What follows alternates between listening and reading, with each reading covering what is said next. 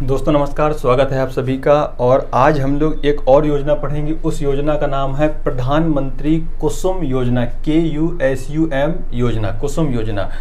यह योजना शुरू हुई थी वर्ष 2019 में।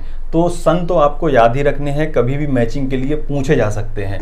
कुसुम योजना। अब कुसुम का हिंदी में मतलब क्या होता है, अगर आपको पता है तो आप कमेंट बॉक्स में बताइए। अब कुसुम का फुल फॉर्म आप देख लीजिए, क्योंकि इसको घुमा फिरा के आपसे पूछा जाएगा कुसुम योजना को। देखिए किस तरीके से इसका फुल फॉर्म क्या है।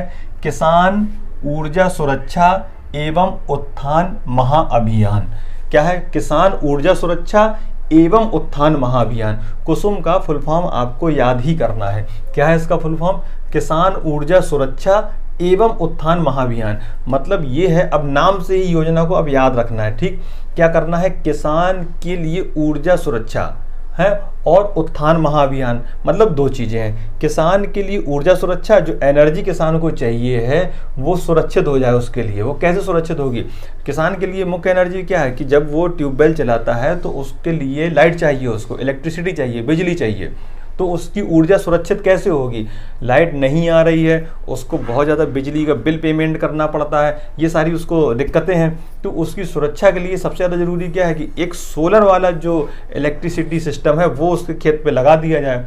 सोलर वाला इलेक्ट्रिसिटी सिस्टम उसके खेत पे लगा दिया जाए तो फिर ना तो उसको बार बार बिजली का बिल पेमेंट करना पड़ेगा और ना ही लाइट की समस्या रहेगी। ठीक, तो इससे क्या हो जाएगी? उसकी ऊर्जा क्या हो जाएगी? सुरक्षित हो जाएगी। किसान ऊर्जा सुरक्षा एवं उत्थान महाअभियान।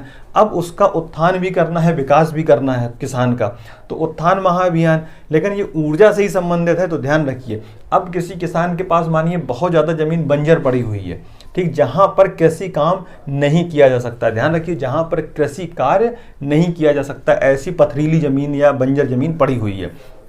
तो उत्थान महाअभियान, अब किसान को एक ऑफर दिया जाएगा कि आप अगर चाहें तो ये ज़मीन हमें लीज पर दे दें, यहाँ पर अपना एक आप प्लांट लगवा लें, यहाँ पर एक सोलर प्लांट लगवा लें और उससे उत्पन्न होने वाली, उससे पैदा होने वाली बिजली क्या करें, आप अपने खेतों के लिए भी इस्तेमाल करें। जो और अतिरिक्त बिजली है उसको क्या करें, बेच दें सरकार को। इससे क्या होगा, उसको अतिरिक्त कमाई भी मिलेगी, अतिरिक्त पैसा भी मिलेगा। तो इसी नाम में ही दोनों चीज़ें छुपी हुई हैं, प्रधानमंत्री किसान ऊर्जा सुरक्षा और उत्थान महाअभियान। ऊर्जा सुरक्षा मतलब खेत में उसके लग जाएगा एक सोलर पंप वाला ट्यूबवेल, और उत्थान महाअभियान मतलब उसके बंजर जमीन पे लगा दिया जाएगा, जिससे वो उससे पैदा होने वाली बिजली को बेच सकेगा। तो इसके नाम में ही दोनों इसके उद्देश्य क्या है छुपे हुए हैं। देखिए क्या है, इसके क्या क्या किया जाएगा इस योजना के अंतर्गत।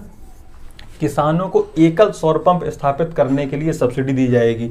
मतलब अगर वो अपने खेत में एक सोलर पंप स्थापित करना चाहते हैं तो उसके लिए सब्सिडी दी जाएगी। और बंजर ज़मीन पर सोलर प्लांट अगर वो लगवाते हैं तो उसके लिए भी सब्सिडी मिलेगी उसको, और उसकी क्या करते हैं, उससे उत्पादित बिजली को वो बेच सकते हैं। तो नाम के अनुरूप ही इसमें दो काम किए जाने हैं, दोनों बिल्कुल आसान है।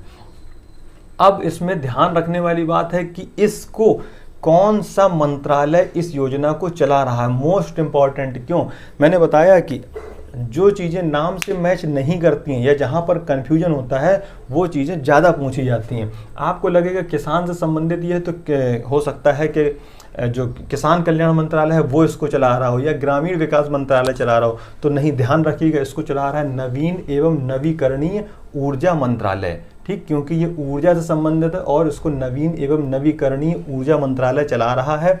और ध्यान रखिएगा, एक लक्ष्य भारत सरकार ने निर्धारित किया है कि 2030 तक क्या है, जो भारत की 40% इलेक्ट्रिसिटी है, जो बिजली है, जो ऊर्जा है, उसको कैसे सोर्स से प्राप्त किया जाएगा, रिन्यूएबल नवीकरणीय स्रोत से प्राप्त किया जाएगा। 2030 तक 40% विद्युत का उत्पादन नवीकरणीय स्रोतों से होगा। नवीकरणीय स्रोत आपके कौन से हैं?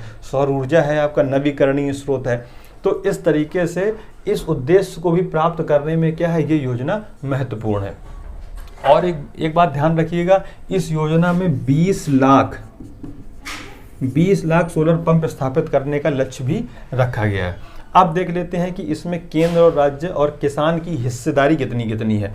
इसमें किसान की भी हिस्सेदारी है, ध्यान रखिएगा, क्योंकि किसान को सब्सिडी दी जाएगी, छूट दी जाएगी जो उपकरण होंगे, लेकिन पूरी छूट नहीं दी जाएगी किसान को। देखिए, इसमें जितनी भी परियोजना की लागत आएगी, जैसे कोई किसान लगवाना चाहता है तो उसका केंद्र 30% हिस्सा देगा, राज्य 30% हिस्सा देगा परियोजना की लागत का, और किसान कितना देंगे? 40%। लेकिन ध्यान रखिए, किसान ये पूरा 40% एक साथ नहीं पे करेंगे, उनको केवल 10% ही पे करना होता है और 30% उनको लोन के रूप में मिलता है। और अगर नॉर्थ ईस्ट के या हिमालयी राज्य हैं तो वहाँ पर केंद्र कितना देगा? 50%, राज्य 30% और किसान को कितना पे करना होगा? 20%। तो ये इसका इतना महत्वपूर्ण नहीं है, इसका मंत्रालय बहुत महत्वपूर्ण है और इसका स्तन महत्वपूर्ण है, और इसमें क्या किया जाएगा ये आपको ध्यान रखना है। और एक ये उद्देश्य भी आपको ध्यान रखना है कि 2030 तक भारत सरकार का लक्ष्य 40% एनर्जी को रिन्यूएबल साधनों से प्राप्त करने का है। ठीक, धन्यवाद।